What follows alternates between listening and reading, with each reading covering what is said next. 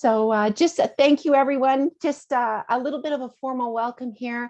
I'm Wendy Haddock Brown with Garden of Life Canada, and we would so much like to thank you for joining us for our presentation on our collagen proteins, plant proteins, and whey proteins. How do you choose?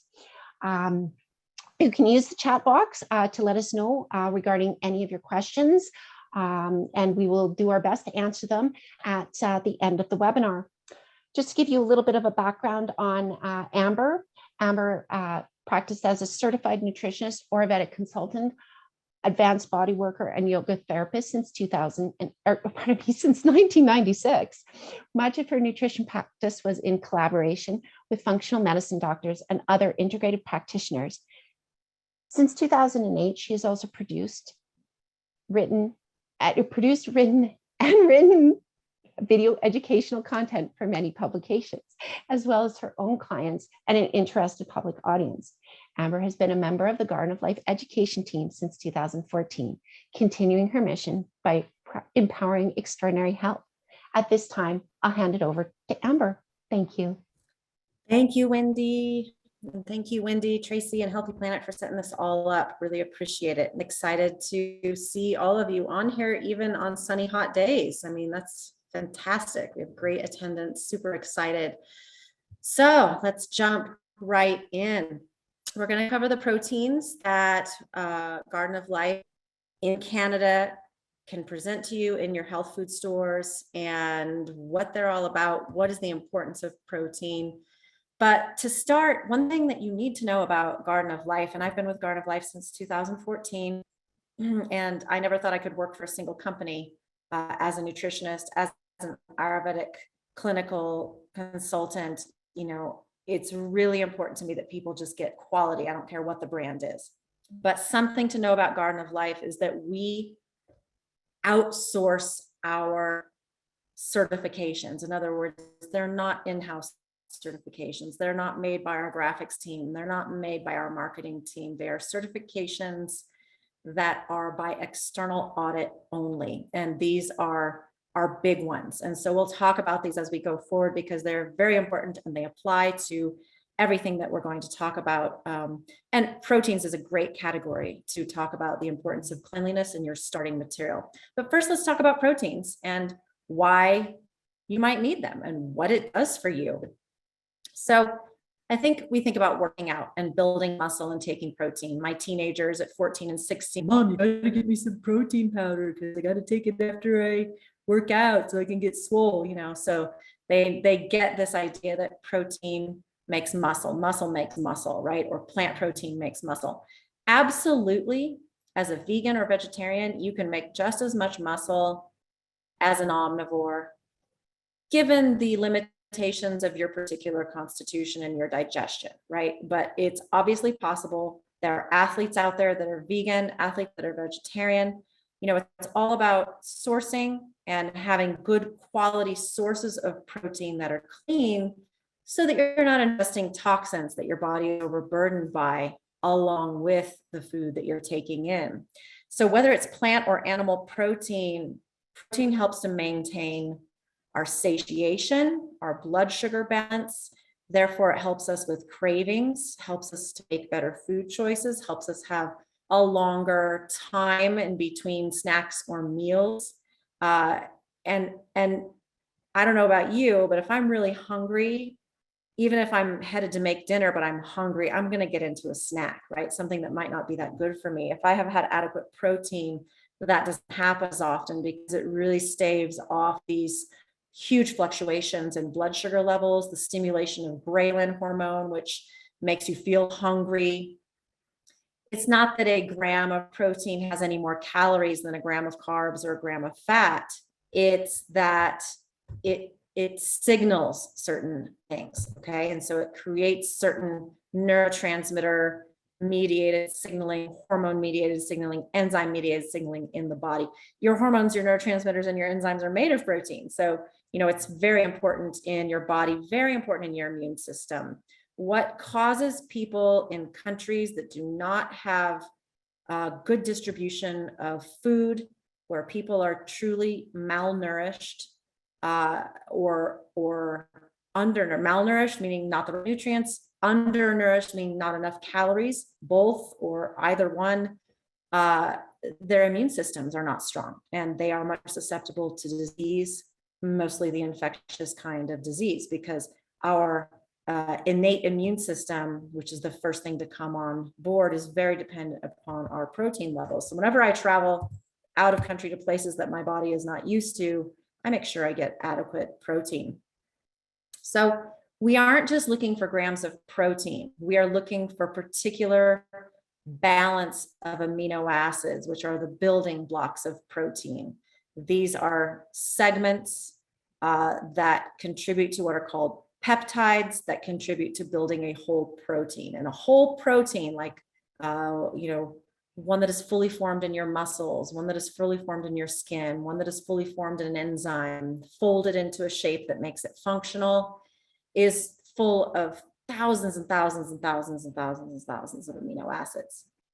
And so we have to digest the protein that we ingest. We eat, we take in plant proteins, we take animal proteins, hydrochloric acid in the stomach, protease enzymes from the pancreas all contribute to breaking that whole native protein, it's called native protein, into peptides, smaller groupings of amino acids, and ultimately at the gut lining into 1, 2, or 3 amino acid long peptides that can easily slip through the gut lining into the bloodstream and go where they can be used to rebuild. So I think of peptides as like Legos, where you can have a Lego box full of square and rectangular Legos, and it takes a lot to build something and a lot of imagination.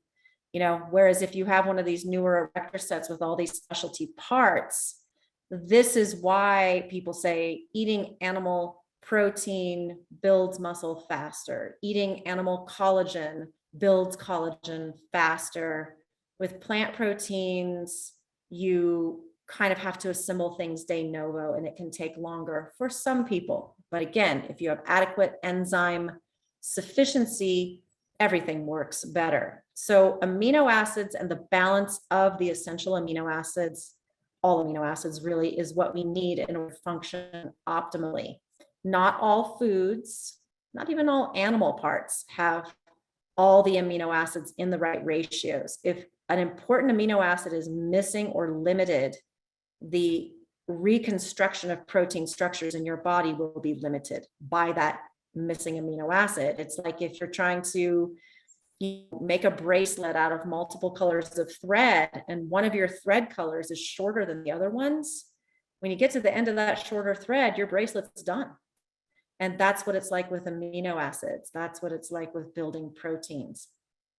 Some are used in the gut immediately. Some go into the bloodstream. Many of them that get in the bloodstream have to go to the liver and then be sent out to distribution. But there are 3 that don't even have to go to the liver. They can go straight into muscle, and those are called branched chain amino acids, which we'll talk about.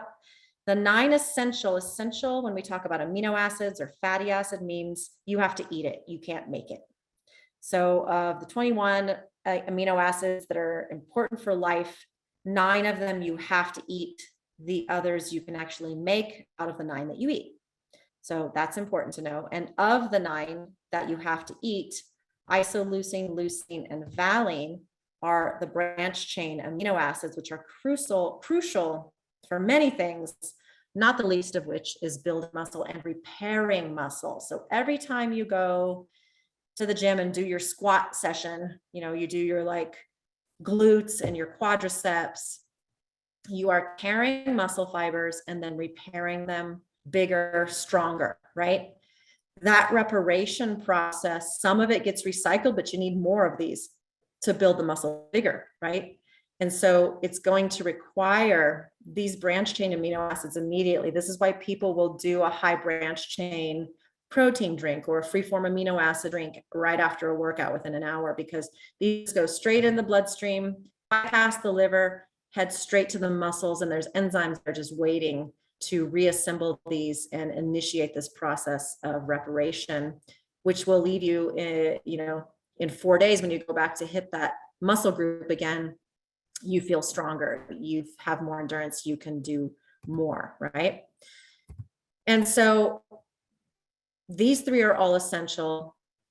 We can find them in all animal proteins easily, and you'll see how much more abundant they are in animal proteins than plant. And that's why there's this idea that animal protein builds muscle faster. But combining certain plant protein sources together will ultimately give us what we need. We can accomplish a very near likeness to animal protein by combining the right plant protein sources together. So grains, nuts, seeds, and legumes are all your main sources of protein in plants. They're all seeds, actually.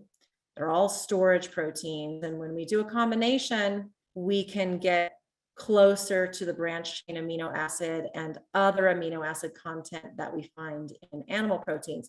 Lately, we've started to understand that even a lot of animal proteins aren't complete. In other words, if you're a big bodybuilder, a big athlete, and you eat lean chicken breast, no skin, no cartilage, no joints, white rice and broccoli, and that's like your main thing every day, and you feel like you're doing something healthy, well, you're missing out on some very important amino acids like glycine, proline, hydroxyproline. They're not in your muscle meat.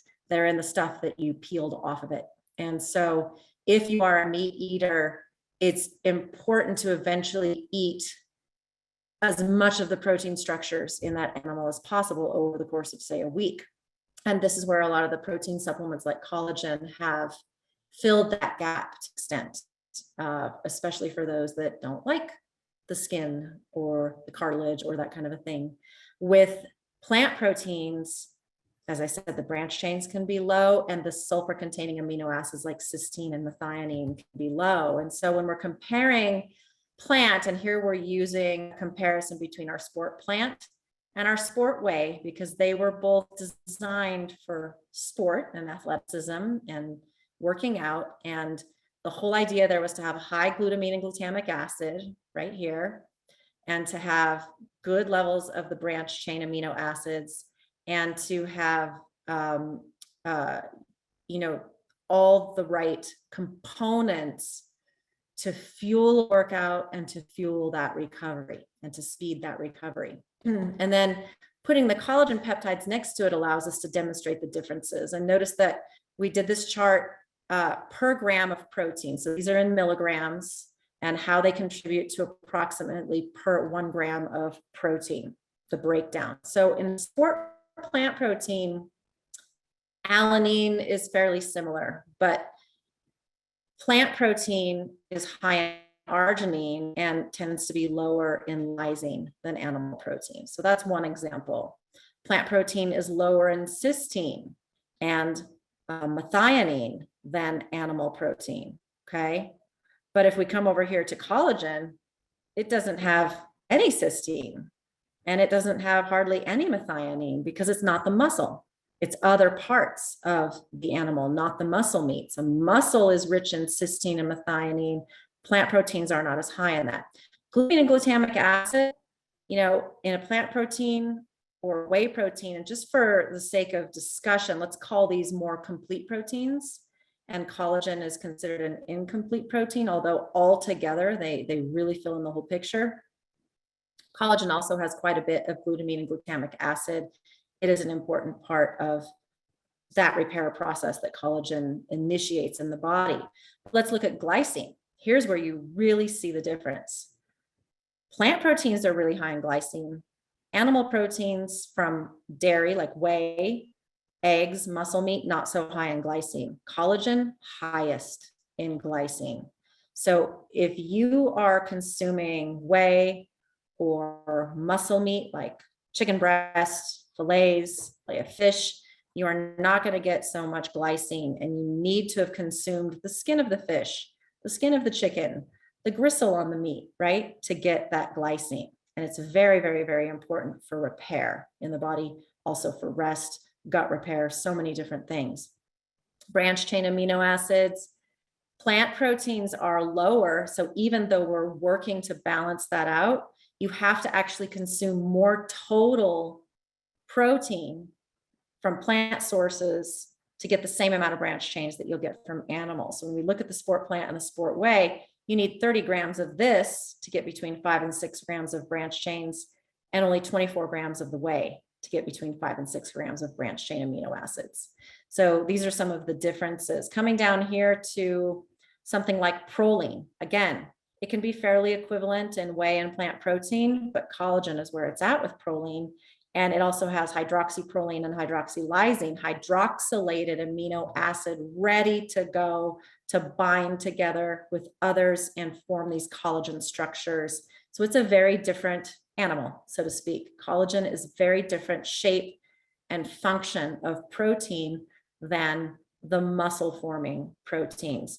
A great one to remember is threonine. You know, threonine is a great brain amino acid. It's very rich in whey, moderately present in plant proteins, and not nearly as present in peptides. And then tryptophan, which I'm sure you've heard about, very important for sleep patterns, neurotransmitter support, not as rich in plant proteins, deficient in a lot of cases, not at all in collagen, really much more present in animal protein. So I hope this gives you kind of an idea of the differences in different sources. And, you know, for me, I'm an omnivore, so there's no judgment here. You know, you want to find what works for you for your conscience, what works for you for accessibility, what works for you for your goals, and what works for you for sourcing. Okay. But at Garden of Life, we're always looking at sourcing. It is something you can truly count on us for. And that again is why I educate for Garden of Life, because as a nutritionist, as an Ayurvedalist, you know, I am adamant about how things are grown, what food my food eats. You know, these things are very, very important to me. And then the auditing of the supply chain, like from the origin of ingredients, like we get peptides from collagen from cows. Those cows had to eat something their whole life. What did they eat? Where was that grown? How was it grown? Right? These are questions I need answered, and they're questions that Garden of Life always works to answer. So let's talk a little bit about collagen and how it's different. Collagen makes up our structural proteins. Okay. It's not going to a hormone. It's not going to an enzyme. It's not going to your muscle, right? It's not going to your heart muscle. It's going to the things that hold you together. It is the glue. It's in your fingernails. It's in your skin. It's in your hair. It's in your fascia. It's in your ligaments, your tendons, your cartilage. It's in the cornea of your eyeballs, the clear part. So that's a whole different structure of collagen. It's in your heart valves. It lines your blood vessels. If you don't have strong collagen structures in your blood vessels, you might be prone to capillary breakage in your, because you can see through your skin, or nosebleeds, you know, just spontaneous nosebleeds. You know, it's in your intervertebral disc. So it's in a lot of things that you don't really think about. Native collagen is the kind we find when we're chewing on all those nasty bits in animals. So if you come from a culture where you eat menudo or tripe, you're getting a lot of collagen. If you do bone broths, fish broths, these kinds of things, you're getting a lot of native collagen that might be partially hydrolyzed. So anytime you make a broth out of animal leftovers, it forms that gel at the top. Well, that's gelatin, which is partly broken down collagen, partially hydrolyzed collagen called gelatin. You have to heat it up to make it liquid again. To make a collagen peptide, we have to take it all the way through hydrolysis until it can be mixed in cold water, and it's always liquid, okay? So it has to be fully broken down by acids, bases, heat, in order to pre-digest it, break those proteins down into small peptide chains of amino acids that can be easily turned into those tiny little peptides that get in the bloodstream and can flow wherever they need to go for repair, wherever it needs to be in your body. So for an example with skin, collagen is forming these fibrils and this matrix, with elastin forming the connector, right? That keeps skin firm. So the skin doesn't sag, so that fat doesn't show through, so that it doesn't droop, so that we don't get deep wrinkles.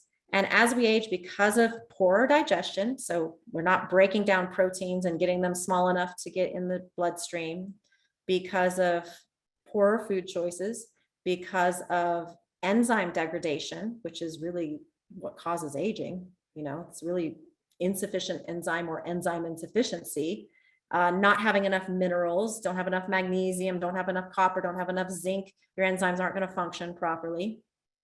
So for all these reasons, this doesn't get formed in the repair process as well as it was when we were babies, in our teens, in our 20s. So after 25, this starts to become an uphill battle, right? And so consuming these erector set of Legos, which is sort of pre-made parts that are much more quickly and easily assembled, even if you're enzyme deficient or insufficient, is what allows collagen peptides to help people even when their nutritional status isn't really quite what it should be. So again, holding everything together, gluing you together.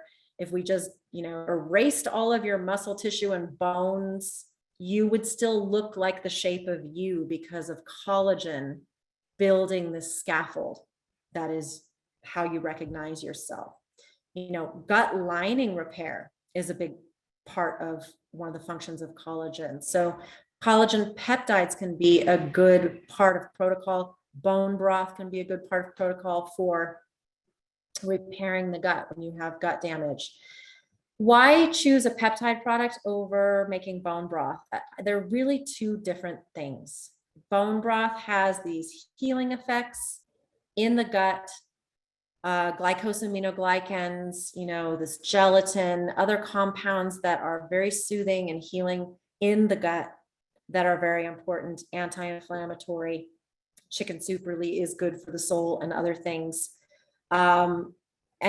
And yet you have to be able to digest that fully to get it in the bloodstream to go repair other parts of your body. And if your digestive system isn't working great, that's not happening. So while it might help you heal your gut and ultimately you might get results elsewhere in the body, that can take a long time if you're not used to consuming bone broth. Now, if you're from Cambodia, Southeast Asia, anywhere, if you're from Japan, if you're from places, South America, where it is common to consume the rest of the animal in a soup form, your digestive system is probably already used to digesting that and breaking it down. And so people from places like that don't tend to buy collagen peptides.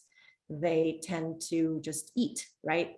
But if you are not a big bone broth person and you haven't really eaten it before and you jump in and take it, it can feel very rich, it can feel very heavy, it can feel hard to digest, and it's going to take a while before you're able to break that down fully and get results. So peptides are kind of a hack.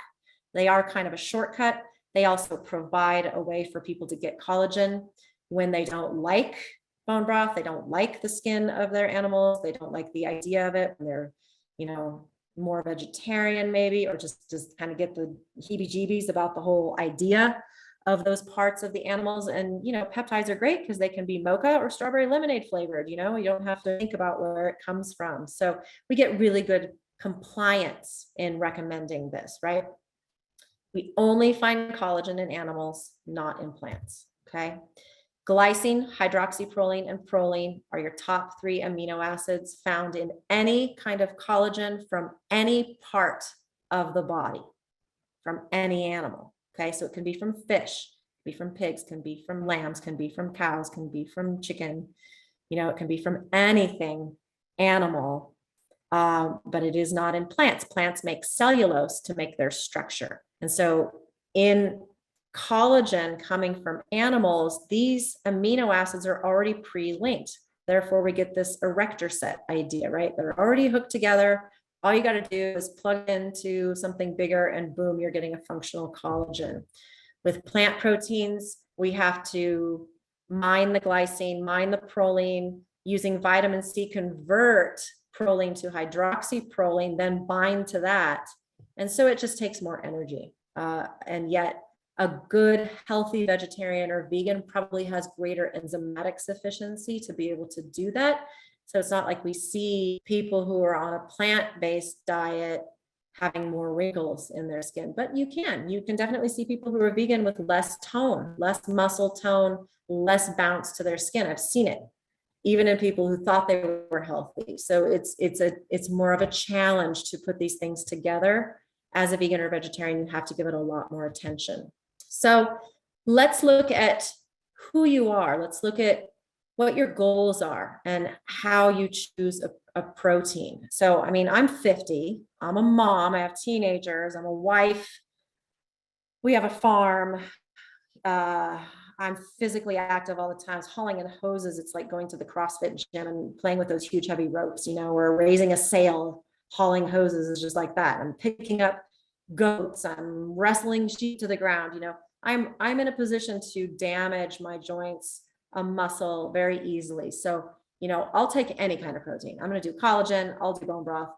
I'll eat it, animal, plant sources, and I'll do plant protein shakes or animal protein shakes too, because, all of that for me is necessary. I need to get it kind of wherever I can, right? But maybe you have a sedentary job and you then go to the gym and work out for an hour. You probably need to choose a plant or an animal protein shake, right? But if you're in your 30s or over, you want to start thinking about collagen. I take collagen because, well, okay, it was vanity first. I mean, I'll admit it. Okay. Got in my 40s, was like, what's this collagen thing? It sounds disgusting, but I'm going to give it a try. I don't like things that are refined, and collagen peptides is probably one of the most refined things we make at Garden of Life.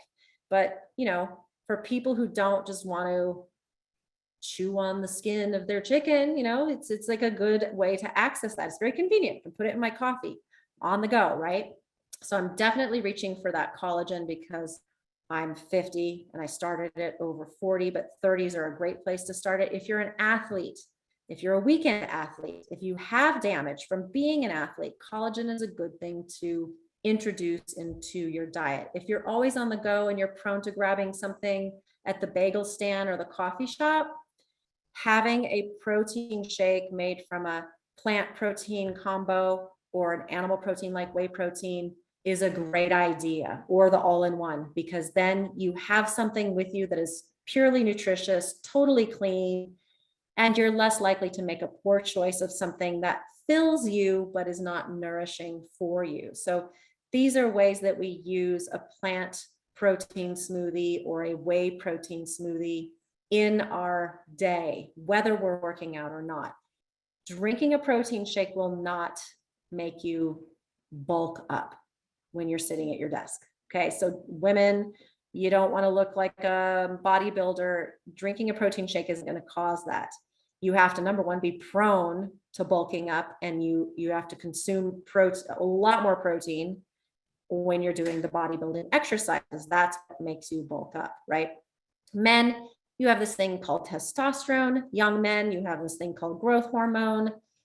If you have plenty of protein in your diet and you just lift a few things, you build muscle easily because of different hormonal patterns in the body and your different body chemistry. But still, you won't get bulky unless you work on getting bulky, right? Something that contains branched chain aminos, like a plant protein shake or a whey protein shake, is going to be very good post-workout. And that means that you're going to recover faster and get back in the gym faster, get back on the field faster. So that can be a very good impetus. So people who might take a protein shake from plant or whey protein are either really busy and they wind up grabbing something at Starbucks or Tim Hortons, and it's not the best nutrition, and they would rather have something healthy, or maybe they're on a diet plan to lose weight or maintain weight. Having that as a part and in between snack can really help maintain your blood sugar balance, which supports you not having cravings, which helps you make better choices. This is the person who might choose a protein shake, who might not be an athlete, okay? If you are going to the gym, having a protein shake before or after your workout, depending upon your goals. If you're starving and you're headed to the gym, a protein shake is light and you consume it. And if it's a half hour to an hour before you work out, you should be good. And it can fuel that workout. After the workout, within the first hour, it is going to fuel that muscle group that you just worked on. If you get it after an hour, from working out, it's going to generally go to wherever it's needed in the body. So nutrient timing, the trick of protein timing is get it pretty quickly after your workout if you're trying to fuel the muscle group you worked on. If you're trying to get stronger in the legs and you did a leg workout, you want that protein within that hour. Don't wait. If you worked out in the morning and then you went home and then you made breakfast, the protein you have at breakfast is going to generally fuel your body. Your body will decide where it goes. It'll just kind of prioritize. If you have repair, it'll go there. If you need to repair the gut, it'll go there. Maybe some of it will go to the place you worked out, but it's not as specific. Collagen, you've got injuries, you're an athlete, you're aging, you're on that downhill side. And, you have maybe some goals for better skin, better hair, better nails, better joints, gut lining, blood vessel linings. These are reasons to add collagen. So some of us do all of it. Some people pick and choose. You cannot have a collagen protein drink and think that you're fulfilling your protein requirements. And I'll show you why as we go through the products, okay? It is not a complete protein. It does not have all the essential amino acids that you need.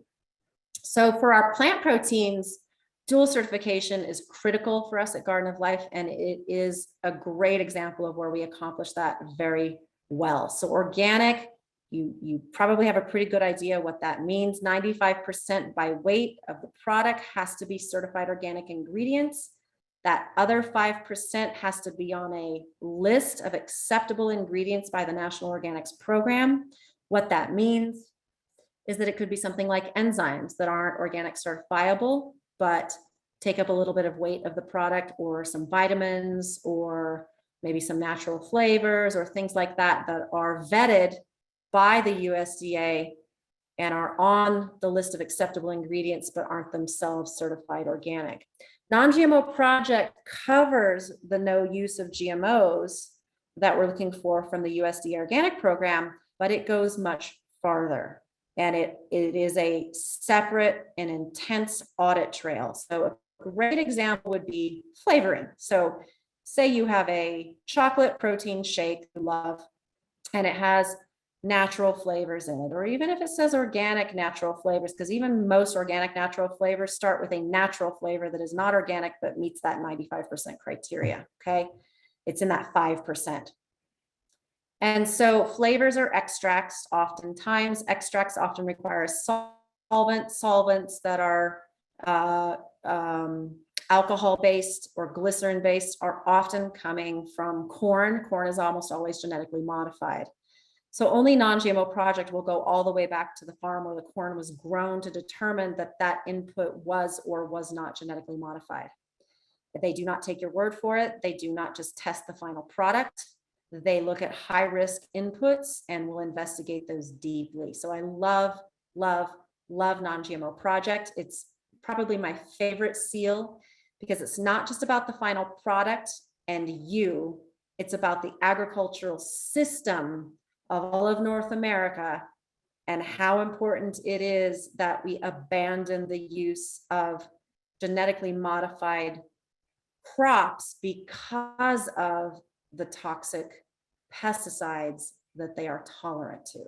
So I can't prove that eating collagen peptide from a cow that ate genetically modified corn is going to damage you. I can't prove that. It's really difficult to prove because we can't find traces of that in that collagen. But I can definitely prove that glyphosate in the farming community that grew the corn that fed the cow is toxic to the farmer's land, the farmer's water, the farmer's community, the farmer's family, and causes cancer. And it's an antibiotic and causes the soil to have a yeast infection. That's what glyphosate does. So as goes the soil, so goes your gut. If you are treating the soil with antibiotics like glyphosate, it's just like your gut getting treated with antibiotics over and over and over again and not getting re-inoculated. So that is really what Non-GMO Project is about. I'll get off my soapbox. It's really important to us, and we utilize it wherever Non-GMO Project has scope. So in our plant proteins, pea protein is really the base for them because it is rich in branched chains and because we now have access to really good, clean, organic, and non-GMO Project verified pea sources. Peas for the longest time were just a cover crop that was grown in between other crops, right? It helps fix nitrogen in the soil. That's great, but it was being grown in fields after the corn, after the beets, after the cotton, after these genetically modified crops, and then being utilized in animal feed, in research laboratories, and even in protein powders and fillers and things like that. So, you know, this kind of conventional pea protein was never acceptable to Garden of Life, but our first pea protein that we started to use were from peas from a certified organic multi-generation family farm in Alberta, Canada. So there you go. That's where we started. Now we use that and a farm from Iowa, both certified organic. Now, pea protein that is organic takes 3 times as much money to produce. It has to dry in the field. It has to be harvested and broken out of the pods, blown off of all debris and microbes. It has to be ground up, soaked and soaked and soaked and soaked. And then, once it's a good slurry, it has to be centrifuged. You can't use any fungicides. You get now today with good centrifugation equipment about an 80 to 85% protein powder. It was much lower back in the day. And so most of your powders tasted like peas, and it didn't blend well with chocolate and vanilla and strawberry and all the things that we want to flavor stuff with. So today we're at an 85% protein, and we have very clean pea protein powder, and it's very smooth and very blendable with whatever flavors that we want. And we are not promoting genetically modified or conventional agriculture through the use of these peas. So that's very exciting. So a little bit about using legumes or grains or seeds or nuts as protein sources. Maybe you've heard a bit about lectins, phytates. There's a lot of material out there right now about, are plants really your friends? Are we supposed to be eating all of them? Are they slightly toxic? Are they harmful? Is it damaging your gut? Is it this? Is it that? Is it the other thing?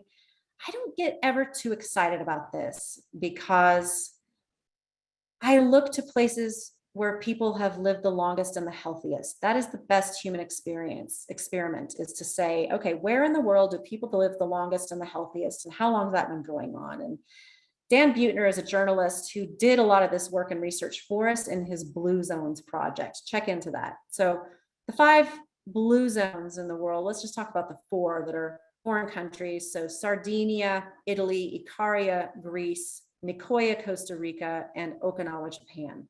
Think about the foods there. They are largely plant-based. They eat a lot of nightshades, okay? They eat a lot of brightly colored fruits and vegetables. So these foods are actually full of these things called phytates and lectins, and yet they manage to thrive on them, have less chronic disease on them, and live long on these foods. So what is wrong with the way that maybe we eat them? Or why do they bother us? Or why are we intolerant to these things? That can have to do with gut damage. It can have to do with glyphosate in the soil damaging your gut when you eat foods with glyphosate on it. It can have to do with how we prepare things, right? So plants want to survive too, and they have inhibitors that prevent any seed from being digested. So that means grains, seeds, nuts, and legumes, right? And they also have these lectins and other compounds that can sort of just let a predator, a grazing animal, know that, hey, maybe you don't want to keep eating any more of this. Maybe that was enough. Think about a good bowl of cherries is awesome, but if you keep going, it's going to send you to the bathroom. What does that? An intensity of chemical compounds in that cherry send you to the bathroom, okay?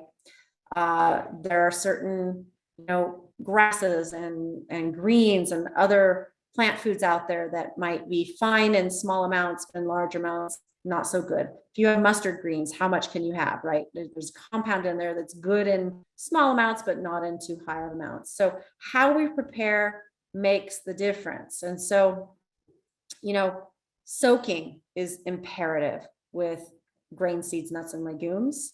We soak our peas, we sprout our amaranth, quinoa, millet, any of our lentils, We don't use nuts in our plant proteins simply because of the prevalence of nut allergies, but if we did, they would need to be soaked at least and maybe even sprouted. Chris Kresser is a great resource. He's a licensed acupuncturist now in Las Vegas and used to be in California, but he's always just a sensible voice. If you want to say that lectins are harmful in plant foods, you're not going to have much to eat. So it's really a question of how much of these you eat, how you prepare them, and the ways that we can get around them. And the same with phytates. People who adhere to a paleo diet or an ancestral diet tend to say they don't want to have legumes.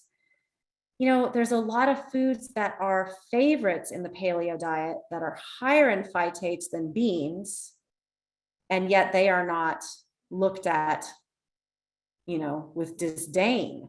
The difference is that if you were truly living in paleo times, like you had to build a fire, storing beans, soaking them, and then boiling them in a basket with hot stones would be really hard. And I'm not making a joke, but we didn't exactly have, propane and natural gas and electricity to just boil these and cook them again. They just didn't make sense with that way of life. And if they found them fresh on a plant that was a legume, little pea pods and stuff, I guarantee you people ate them.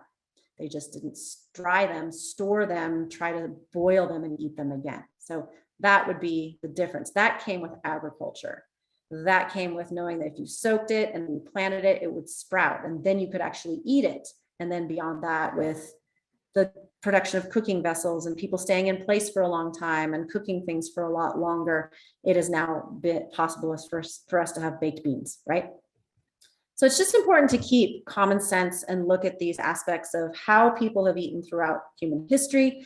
We look at Icaria, Greece, Sardinia, Italy. They've got tons of legumes in their diet, delicious legumes, very healthy. We look at Okinawa, Japan. They've got tons of brightly colored purple yams. They've got nightshades. Nicoya, Costa Rica, nightshades, corn. These things are in people's diets and they are living a long, healthy life. So it's all about context, sourcing, and preparation. And that will determine if these things are healthy for you or not. So let's go through a little bit of our offerings with the time that we have left. Raw organic protein is our base protein. In a scoop, you're getting 22 grams of protein that we consider complete, having the right amounts of all of the amino acids that you need to function optimally through your day over the long term.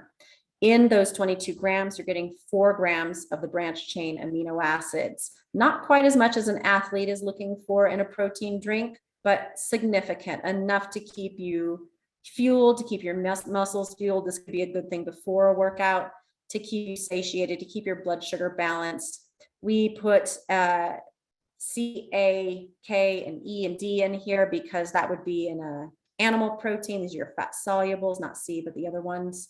They are pea protein based, but have multiple other grains, seeds, and legumes sprouted to create that total amino acid profile. And you have multiple flavors. This is the one that we have fully unflavored, no flavor, no stevia, no sugar. You can pick your flavor, add your berries, add your bananas, whatever you want to put with that, or put it in your pancakes and have nothing, or the vanilla and the chocolate. That raw organic protein goes into the all-in-one shake. And so per scoop, it's 20 grams. People who want to use this as a meal tend to use 2 scoops. We have a bunch of superfoods in there, 7 grams of fiber per scoop, and then added our vitamin code, like our raw one vitamins and minerals that were either chelated to a brown rice protein or grown in yeast and bacteria to be like you make in your own body, like you eat in food.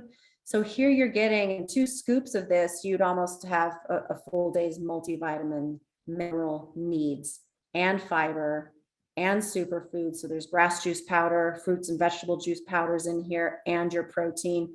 So for people who are looking for a meal replacement, looking for something instead of a bagel for lunch and want to bring this with them, people who do endurance, biking, can bring us with them. People who do triathlon training and want to suck something down and get their nourishment pretty quickly will do this. And again, with these, we love to put probiotics and enzymes in these products. And you have a lightly sweetened, we don't have a completely unsweetened, but you have a very lightly sweetened with real organic cane sugar, vanilla chocolate, and now vanilla chai flavors.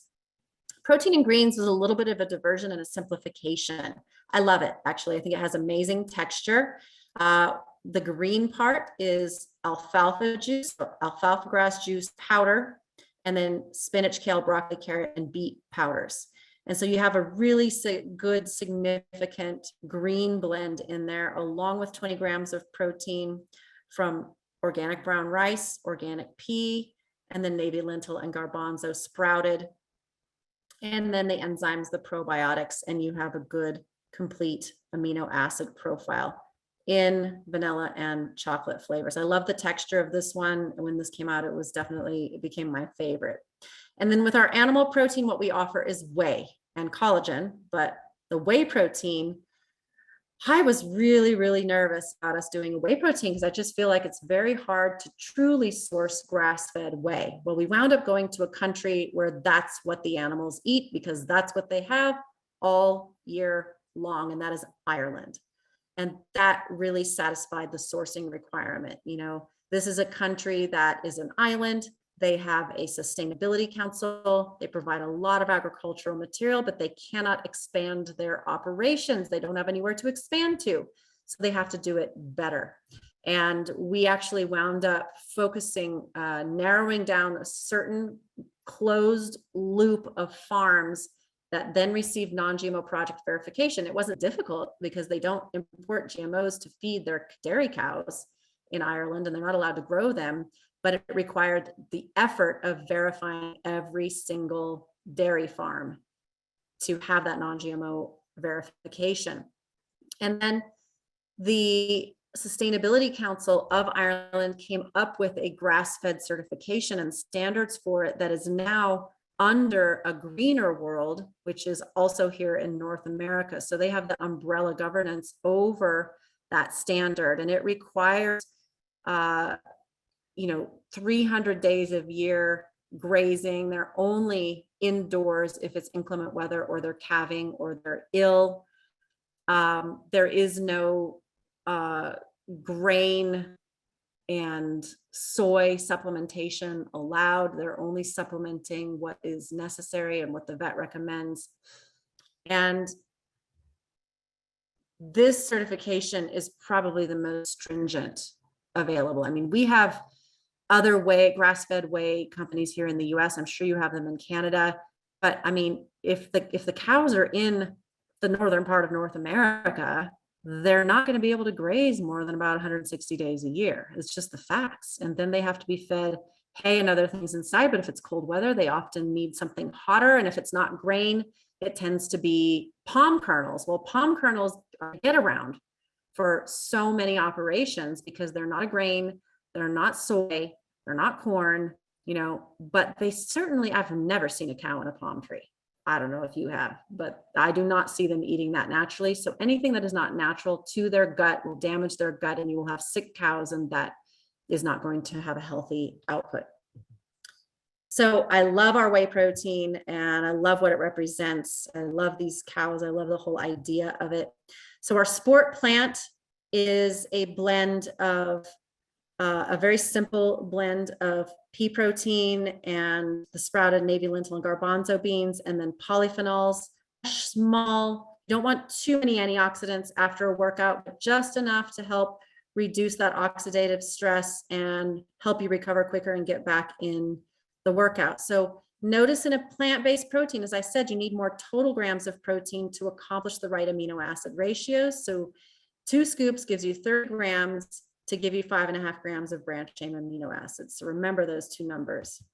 Because when we move to the whey protein, 24 grams gives you 6 grams of branched chain amino acids. So again, it takes 30 grams, 6 grams more of total protein from plants to accomplish not even the same amount of branched chain amino acids as it does for whey protein. And that is why whey was considered the gold standard. But again, it's doable. It's completely doable. It's good to mix it up a little bit and get diversity. The whey protein doesn't have a antioxidant blend in it, but whey tends to have some tryptophan in it and some threonine in it. And these are good help for neurotransmitters that can help with inflammation and oxidative stress as well. It kind of comes with its own, which I think is pretty cool. What plant proteins come with is a host of micronutrients and trace minerals. So take your pick. You're getting good sourcing on either one and good functionality on either one. And then in the animal protein category, when we talk about collagen peptides, which again is not a complete protein, but is a repair protein.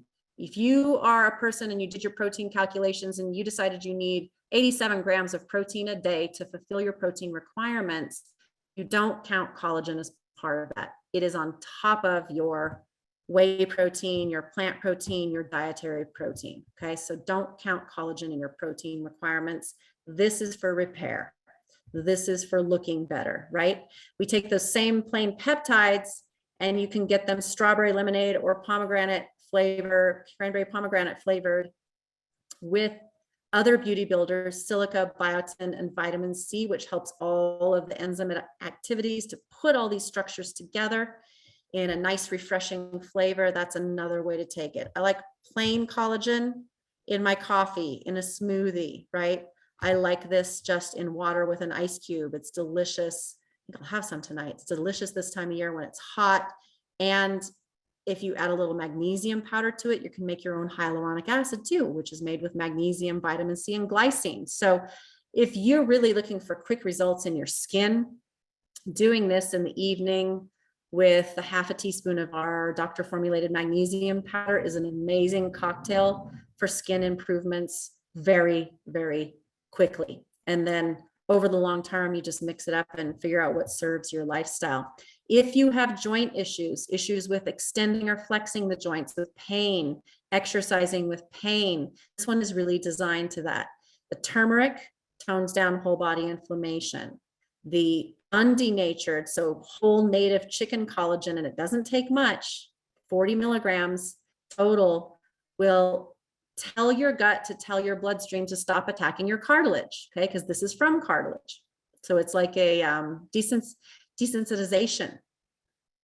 And then your collagen comes in, the peptides come in and help repair that joint. You cannot repair something that is eternally inflamed. So you have to tone down that inflammation, stop attacking your joint from your football injury 25 years ago and repair it. And that's really what this is designed for. It does not have the vitamin C, biotin, and silica in it, but you could easily get that from the plant collagen builder, for example. So that's basically the sum of it. You have to have a complete plant protein or a whey protein, or eat your animal sources or your plant combinations to get the right amino acids for daily living, daily functioning, and to build more muscle if that is your goal. Collagen comes in as a repair protein. And I also call it a vanity protein because you might come to it just for hair, skin, and nails, right? You might come to it because of joint pain. You might come to it because of blood vessel linings, heart valves, gut lining, right? I'm going in order of importance, right? To us, to as humans, and what we prioritize. Your body has a different priority. It doesn't care about your hair. It doesn't care about your skin, and it doesn't care about your nails. Those are waste products according to Ayurveda. Your body could care less. What it cares about are your heart valves. It cares about your intervertebral discs. It cares about the cornea of your eyeball. It cares about, the gut lining. So these things will be repaired by your body first, but if you have adequate collagen peptides in your diet or in your supplement or both, you have enough to cover your bases. And so people see results pretty quickly and over the long term in this way. All right. I'm going to pass it back to you, Wendy. Oh, thank you so much, Amber. So some great questions have come in. An individual asked, to build muscle, does it not make sense? And is it recommended to take straight amino acid supplements to bypass the digestive process of proteins and go straight to muscle development? Is this how amino acid supplements work? They work great just post or right during, the end part of your workout, because they will go straight to the group that you're working out. And so people who are looking for great gains often do that. I don't like individual or even just branch chain amino acids without the accompanying amino acids, at least later, because you don't want to imbalance your amino acid reserves and your intake too much. You don't want to do something that's so out of balance with the way that we eat and the way that we have always spent time as humans. So yes, free-form aminos can be helpful, they can be beneficial, but even the branch chains that are in a whey protein or plant protein, they will go straight into the bloodstream and straight to that muscle group that you just worked out separately from the rest of the aminos. It just doesn't happen as fast as a free form amino. Free form amino means they're literally already 1, 2, and 3 amino long chains. So you swallow them in water and they go straight into the bloodstream. So it can be really, really good for some people, but in excess, it also can raise your blood sugar. Tricky little thing. So it's a balance. It is different than the way that we eat, but I think for people that are really hacking into it, it works. It's not the way we do things at Garden of Life. We don't tend to isolate. We tend to give you supplements that allow you to access what you want from a really healthy diet. So different ways to look at it. You didn't speak about algae collagen. Are you able to comment on that and how it compares to animal-based collagens? Well, algae is not something that makes collagen. If it's being made to make collagen, it would be a genetic engineering feat. If it is made to make components, then it is a collagen builder. And so you have to really carefully read your labels. There is marine collagen, which is coming from fish. So fish skin, fish bones, fish scales.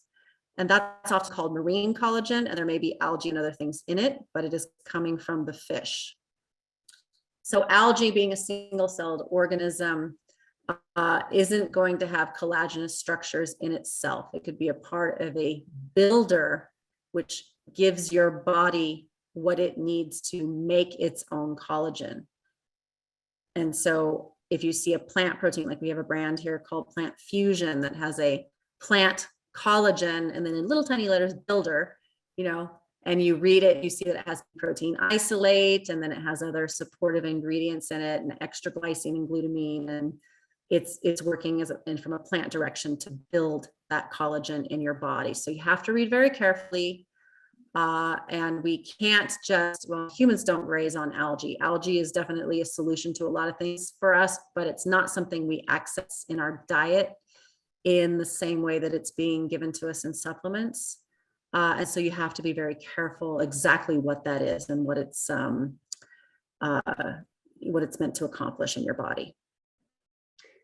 Follow-up question to the collagen: which is the better type, 1, 2, or 3? Thank you for asking that. It doesn't matter. So, I mean, really, that is a marketing ploy. There are studies, on like eggshell membrane collagen, which can show against placebo a greater anti-inflammatory benefit, or that it can contribute to better looking skin in so many days, right? But it's hard to eat eggshell membrane unless you hard-boiled eggs and that's all you ate, right? We don't get the eggshell membrane when we're eating eggs. We never do, right? But type 1, 2, and 3, meaning type 2 being from joints, cartilage, type 1 and 3 being from skin, hides, that kind of stuff. Type 4, and being in a marine collagen from fish also. They are all rich in glycine, proline, and hydroxyproline. They will all give your body what it needs. We have in the US a wild-caught fish and bovine collagen combo. And because of the wild-caught fish, it's higher in glycine. But the bovine one entirely is higher in hydroxyproline. So, 6 of one, half a dozen of another. The typing is really to tell you what part of the animal it's coming from.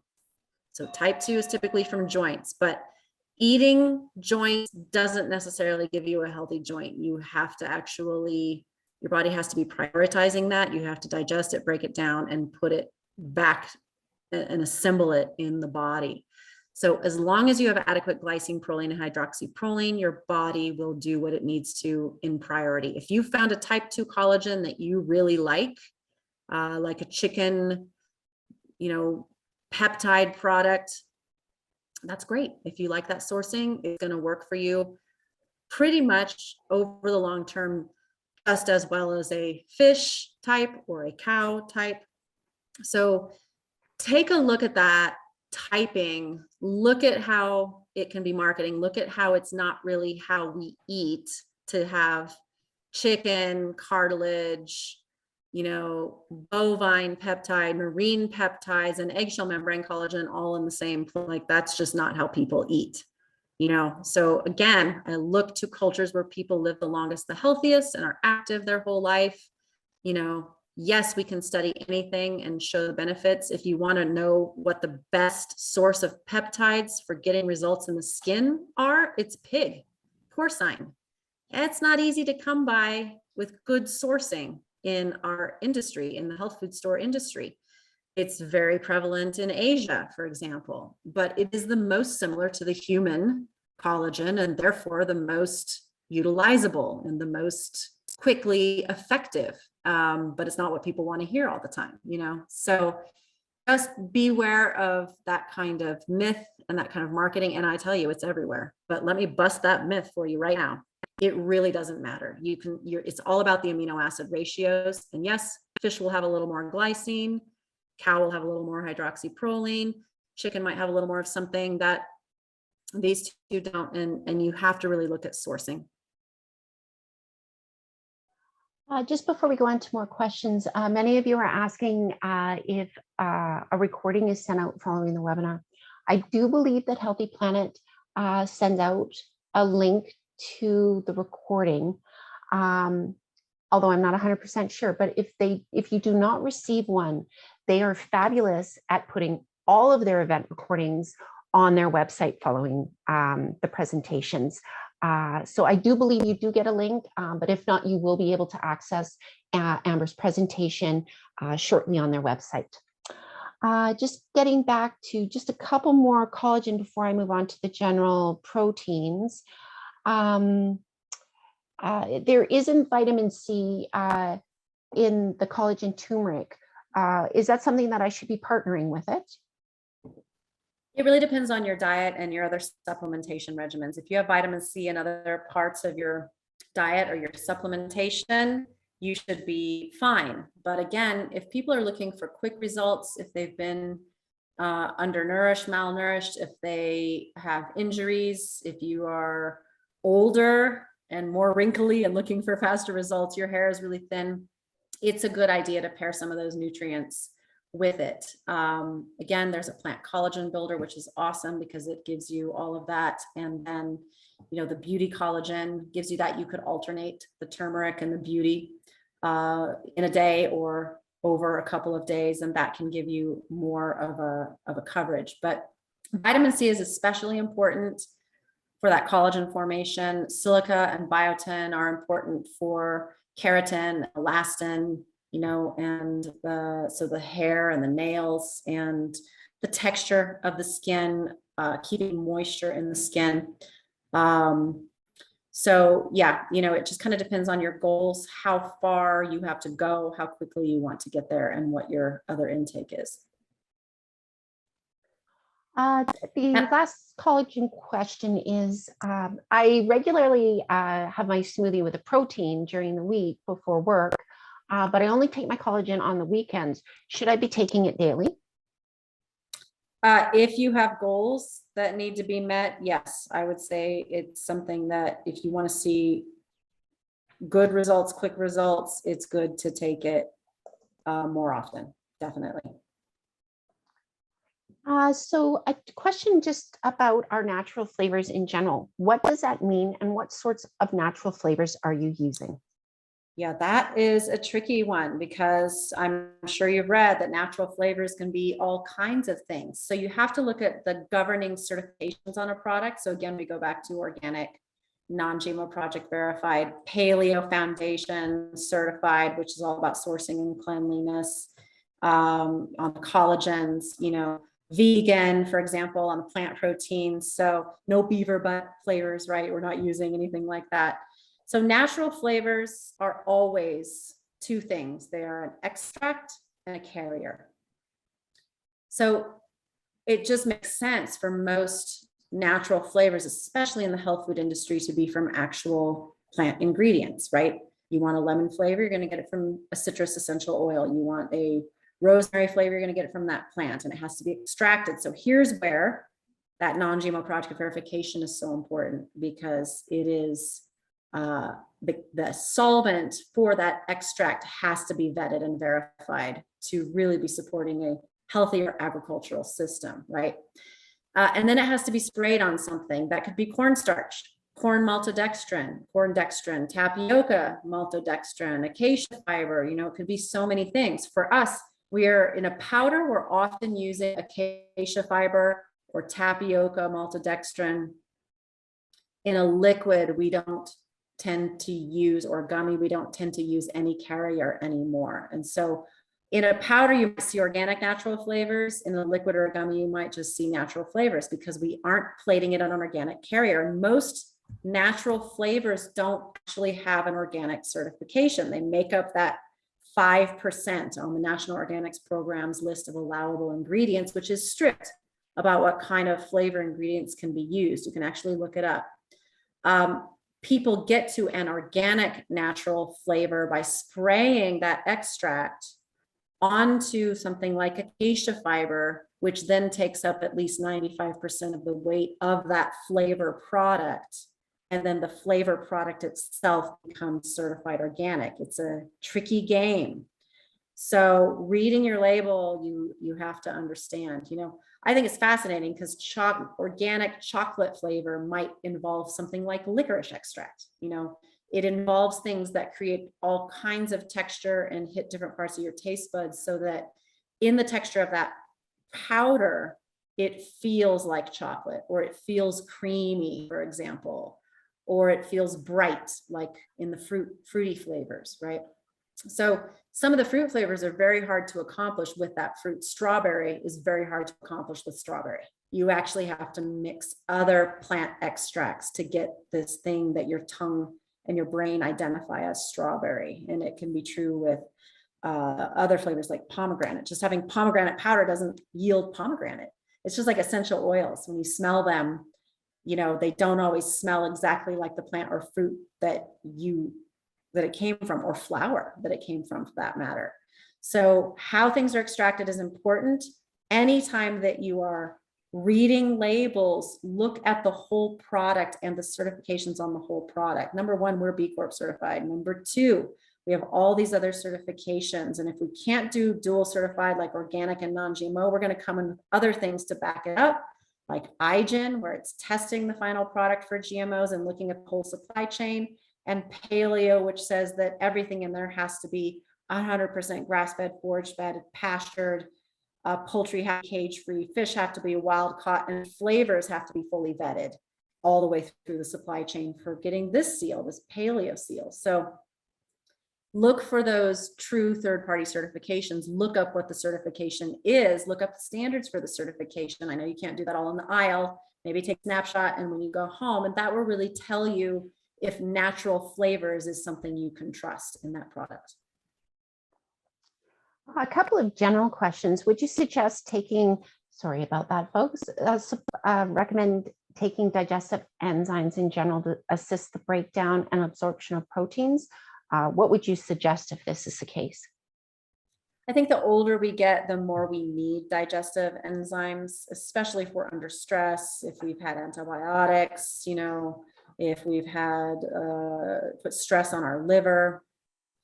So digestive enzymes that have protein digesting proteases in them are helpful for that.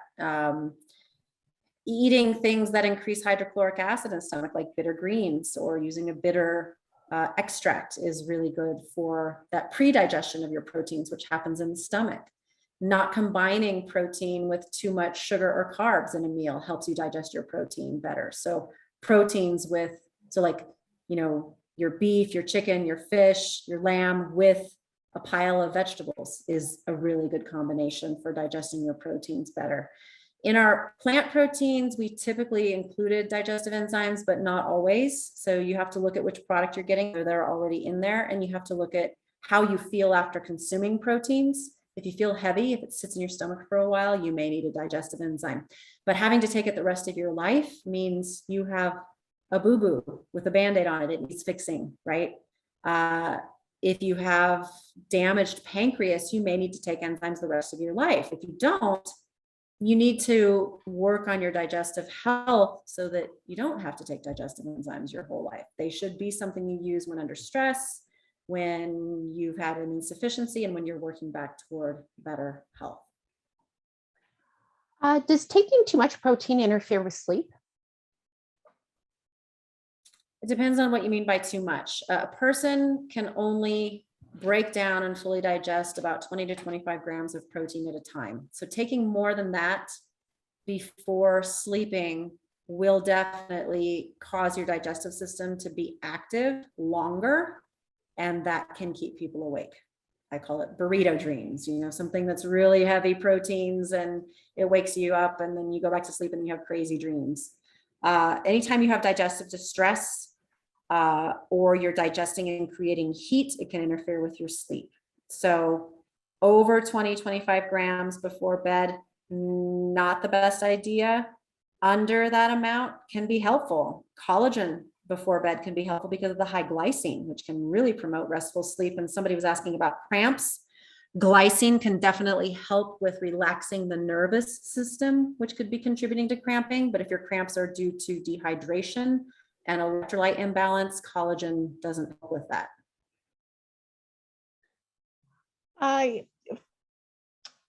You have probiotics in your products. Would I still need to take another separate probiotic daily? So people who live in cultures that consume fermented food easily get 30 to 50 billion live cells of organisms daily. People who live a hunter-gatherer diet consume microbes like crazy. People who live on a farm like I do and forget to wash their hands after they went out and pet the goats consume microbes all the time. So if those are not the lives that you lead, you need more probiotics in your life. You need a higher cell count and higher diversity, especially. We put a few probiotics in, but in your life, you would consume such greater diversity. We put probiotics in there because they would be on your plant proteins. They would be in your food if you were eating raw food, really healthy food. And so it's always something that goes along with these kinds of products that we produce because they support digestion and assimilation. But for overall gut reinoculation, you will need a higher CFU count, means colony forming unit. It means how many live cells, if we looked at that product under the microscope, are in that product ready to divide and multiply and colonize your digestive tract.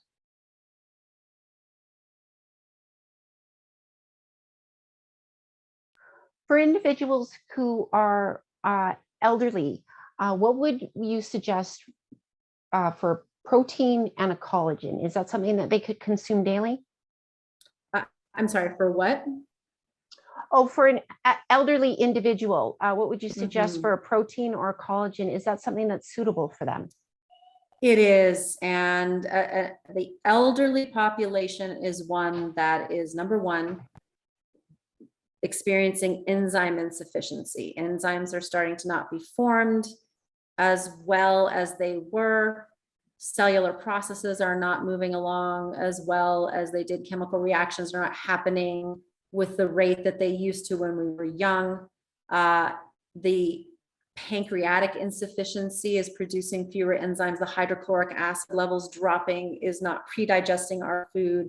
And we will not break down the proteins we eat as well to build new proteins. So it's this vicious cycle that is like a downward spiral. And oftentimes elderly people are just sick of cooking their whole life. So they just want something quick and easy and tend to go for things that might be inadequate protein or inadequate types of protein. Like my grandmother was prone to just sit down with some toast and peanut butter or crackers and peanut butter and call it dinner. And, gradually that creates a deficiency. So of both complete protein, plant or whey, and a collagen protein, they're definitely helpful. I don't think that somebody who's in their 70s, 80s, 90s can expect, perfectly smooth skin from taking a collagen supplement, but you can expect more moisturized skin and better looking skin, less fragile skin, and support of the joints and the blood vessel linings and the gut lining and that kind of a thing, just like anybody else. It doesn't reverse time, right? But it can certainly help you live your best life at whatever age you are. And so both can be important and helpful. Yes. If someone has mobility issues or say disc problems causing sciatica pain, would they look at something like a collagen turmeric to support? I think the collagen turmeric is good because there are ingredients in there that have been researched in pain and mobility issues in joints. And they'd be getting collagen to help rebuild those discs, and that will contribute to less pain. So I think it's a part of the total picture. Yes. Just a question in general from one of our attendees. Are proteins and collagen products suitable for someone who is pregnant or breastfeeding?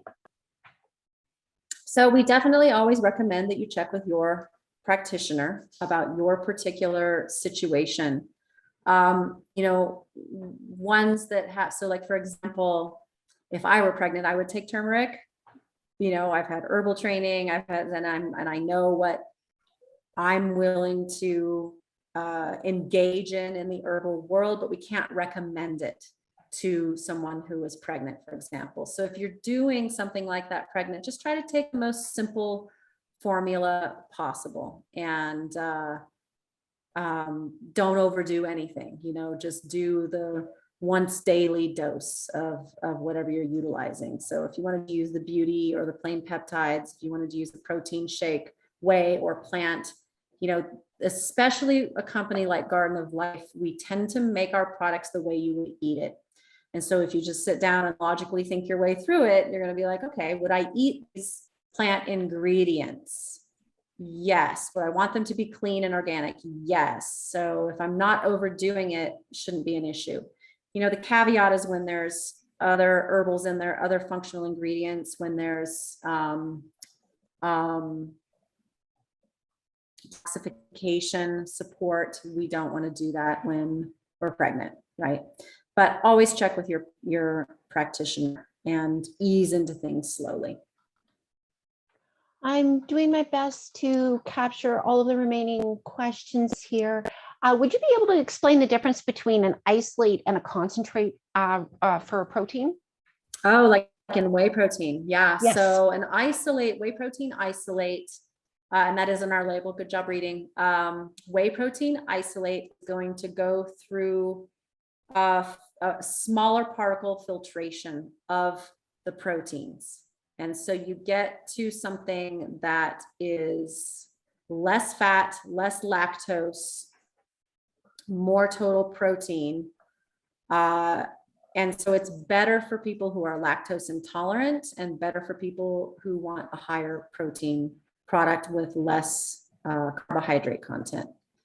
A concentrate, though, because of the larger particle size on the filter membrane that it gets forced through, they will get more big proteins like immunoglobulins. So you get more immune molecules. You will have higher lactose because not all of that gets taken out. So you'll have a higher carbohydrate content. So the whey protein concentrate is I like it for healing. I like it for nourishment, like for the elderly. The isolates I like for people who are going for a higher protein content and for those that are intolerant to certain aspects of dairy. Our whey is a blend. It's mostly isolate, but some whey concentrate, which brings in some of that good stuff. I like that there's a teeny bit of fat because those cows are grazing on grass and they're getting a lot of great fat soluble nutrients. And, most of it's going into the butter and the cheese that's being made, right? So if you're looking for something for recuperation, for convalescence, for healing, you might want something that is higher in immunoglobulins, that is more of a whey protein concentrate, so long as you're tolerant to the lactose that might be higher in that as well. Are the plant proteins fermented, and do they tend to cause bloating? I would say no to both of those. They are not fermented. They are soaked, and then all the other grain, seeds, and legumes are sprouted. The pea protein is soaked. All the other grain, seeds, and legumes are sprouted. And they tend not to cause bloating because they are prepared that way, as opposed to just like boiling some beans. And because of enzymes and probiotics, we want to make sure that you digest them well. So rarely do these cause bloating. Can't promise because I don't know you. I don't know your particular issues, but it's designed to not cause that. I'm sorry I didn't catch this one earlier when we were talking about proteins. We're just taking our last few questions here, folks. Just to let you know, are proteins, collagen products suitable for children and teenagers? They may not be labeled as such. And so again, you have to look at the additional ingredients and determine if those are suitable for the age that you are thinking of giving it to. Children and teenagers have different protein requirements that aren't quite the same as yours. They might be higher, they might be lower, So it's good to check with a pediatrician and determine what your child or teen's protein requirements are. But teenagers especially often are using a protein shake, especially if they're in sports, if they're physically active, because they're in a growing phase and they do have those high protein needs. And we want to get a healthy form of protein into them, not Snickers bars, right? We want them to have something that is healthy, that doesn't have a bad side effect. So I think they're great. Kids and teens do not typically need a collagen supplement. So we really don't label those for kids at all. I can't think, it's a very rare situation that would be necessary. It would be some kind of a congenital disorder. But your plant protein shakes, your whey protein shakes can definitely be a helpful part of that. I just would mix it up, according to their weight as given to you by the pediatrician. Here's a question that I don't think we've ever stumbled across, at least together. Collagen and non-whey proteins tend to have a low lysine, high arginine ratio that can promote cold sores. Is there a way to compensate for this? Because there are lysine supplements, but I thought that long-term supplementation is not advisable. So if you have, here comes back to that free-form amino question. So if you had a free-form amino lysine supplement that you took at the same time that you were taking a plant protein shake that is high in arginine, you could offset that. So I would do it to bring it up to the balance that you see in an animal protein, for example. Okay. And that's true. Cacao is also high in arginine. So you might see a chocolate flavor being higher in arginine than a vanilla flavor, because these are all tested at the end of, production.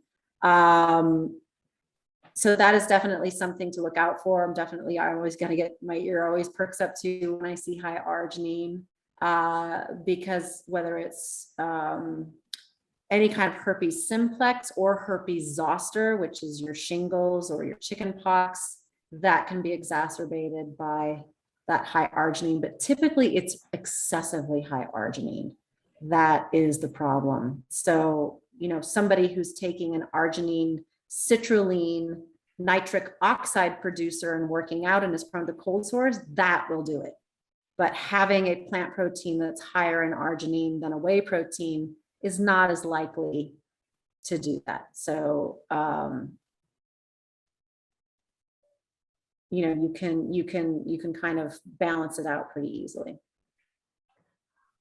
Is it all right to take a collagen supplement along with an iron supplement before bed, or is there competition for absorption?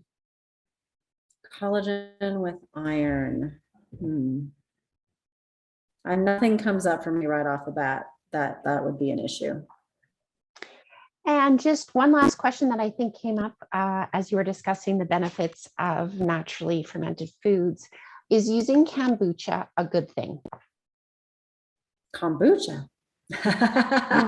Wow, that's just like out of the blue. It's good to get fermented foods into your diet. Many people benefit from kombucha. Many people feel very good on kombucha. Many people feel very gassy on it when they first start it. It is a new introduction of organisms to your microbiome. You have to watch out for added sugars, flavors, sweeteners, things like that. Try to get something that's purely a fermentation drink, but it does seem to be, it's, all the rage and it's in vogue. And I think that if that's the choice that you're making for a beverage other than water and you feel good on it, that it is a very good choice. I'd rather see people do that than fruit juices, sodas, obviously energy drinks, even alcohol, in excess. I'd rather see them use kombucha because the alcohol is fermented out of it most of the time. Thank you so much, Amber. And thank you all so much, our audience, for joining us and being so engaged with your questions. If we have missed your question, I do apologize, but please do not hesitate to reach out to me at webinar@gardenoflifecanada.com. Again, you can reach me with additional questions at webinar@gardenoflifecanada.com. Amber, thank you. All of you out there listening, thank you so much. I hope all of you have a great rest of your evening. Take care, everyone. Thanks, Wendy.